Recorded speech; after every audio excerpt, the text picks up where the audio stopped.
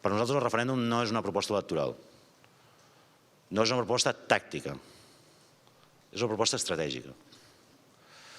I quan hi ha aquest debat, que en secret diu així, és a dir, el debat de si són línies vermelles o no són línies vermelles, nosaltres hem construït les aliances per fer factible i efectiu el referèndum. Si nosaltres governem, que governarem, es farà el referèndum. La millor garantia que es produeixi el referèndum no és un debat sobre línies vermelles. La millor forma i garantia que es produeixi el referèndum és que efectivament puguem governar. Perquè forma part no d'una proposta electoral, perquè el referèndum té dues virtualitats.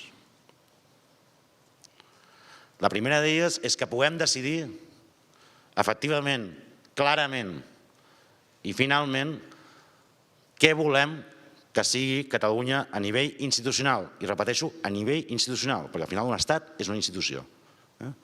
Com volem que sigui Catalunya a nivell institucional? Crec que hi ha un debat més profund, que és com es construeix constantment aquesta nació, com es construeixen aquestes sobiranies.